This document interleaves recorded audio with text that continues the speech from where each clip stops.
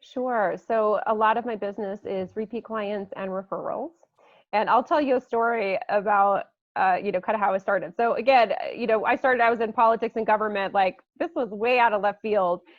I started out by just intuiting who were some people that might benefit from a reading, and I offered to give them a free reading just to get the word out, something brand new.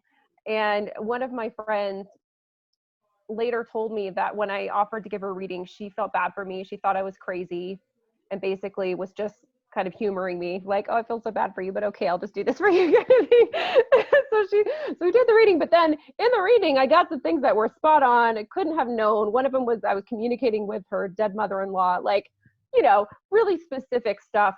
And she cried and she like knew it was real. And then she told all her friends. And Wow.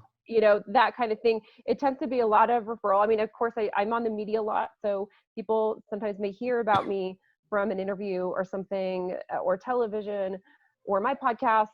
But it's a lot of people that connect with me through referral, or they watch me, hear me, and something just kind of resonates for them, and then they reach out.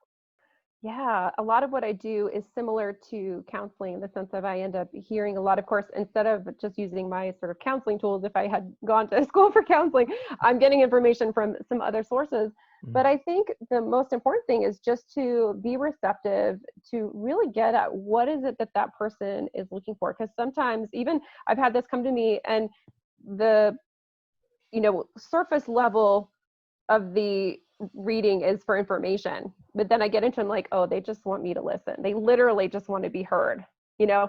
So it Mhm. is very important to kind of sense and pay attention to what is going on, not just in the words, but underneath, like, what is that person really looking for? Are they looking for validation? Are they looking for some solutions?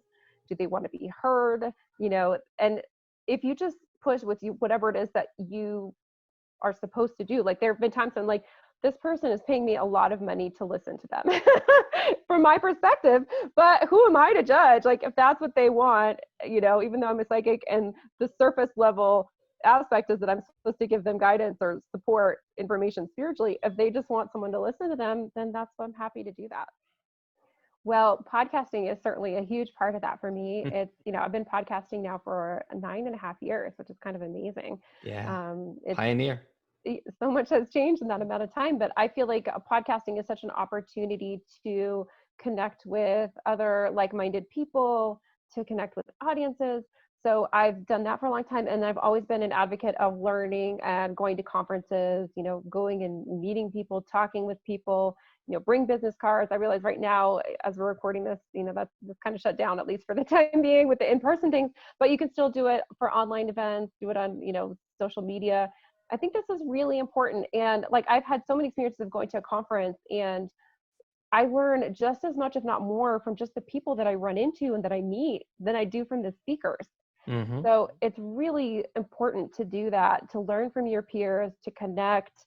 And so much happens through these connections and this network. And in terms of being on podcasts and media, it's so significant for my business that I'm not exaggerating. That I'd say like 90 to 95% of my clients and my business base comes from podcasts.